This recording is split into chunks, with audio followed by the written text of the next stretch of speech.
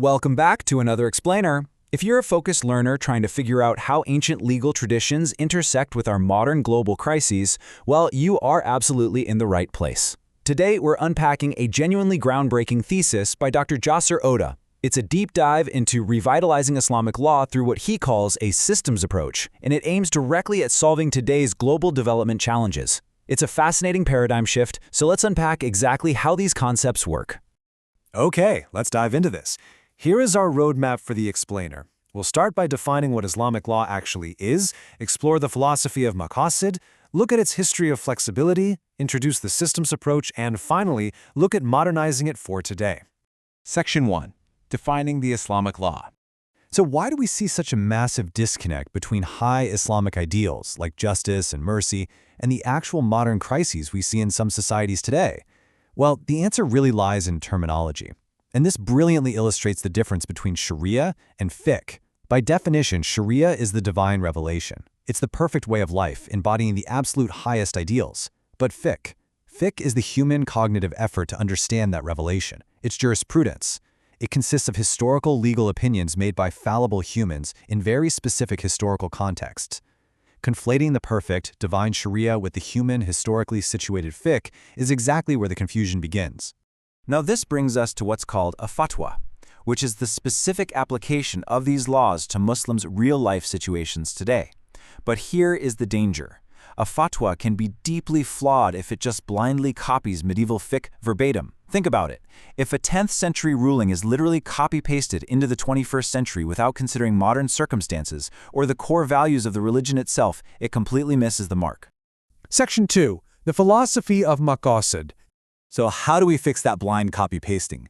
The missing key is the philosophy of Maqasid. Listen to this incredibly powerful quote from the 14th century scholar Ibn al-Qayyim. He wrote, "Shariah is based on wisdom and achieving people's welfare. Shariah is all about justice, mercy, wisdom, and good."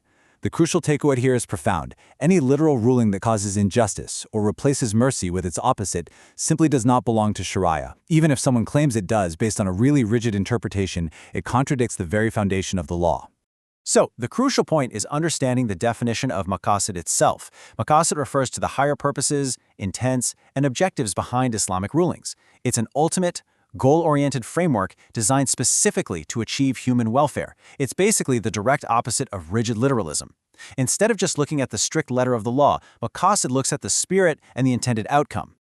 Let's look at how classical scholars systematically structured the law to protect fundamental aspects of human existence, categorized into different levels of necessity.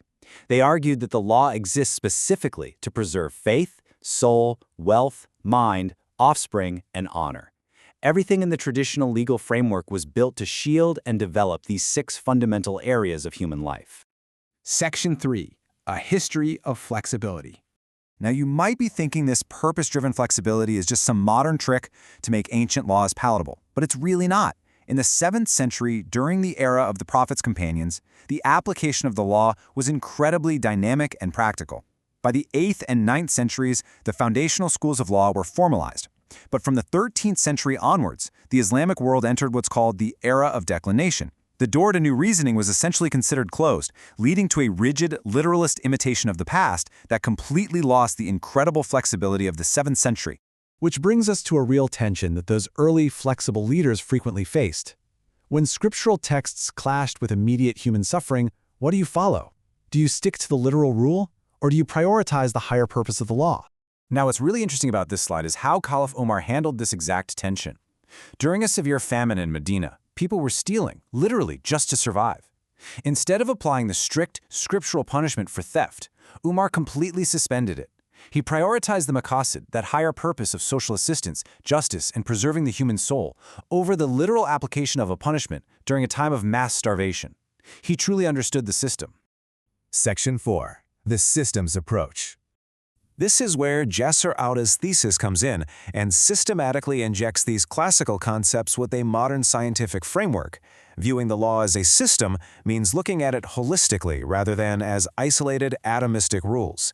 It has a cognitive nature requiring human intellect. It relies on wholeness and interrelated hierarchy, multidimensionality, and purposefulness. But the feature I absolutely want to highlight for you right now is openness. Think of it like this. Just as a biological organism will literally die if it's closed off from its environment, a legal system dies if it's closed. Openness means the system absolutely must interact with its outside environment to survive, continually adapting its inputs and outputs. For Islamic law, this openness requires continuous ijtihad, which is the process of generating new reasoning to survive rapidly changing modern realities. And this need for openness fundamentally shifts how reasoning works. Traditional jurisprudence often suffered from binary logic.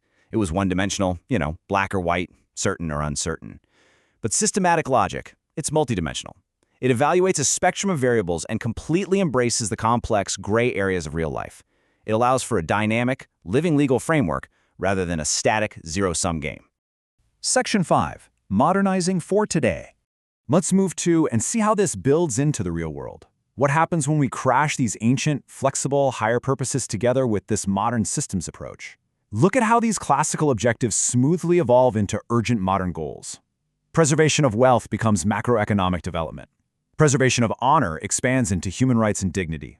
Offspring becomes holistic care for the family. Preserving the mind means propagating scientific thinking.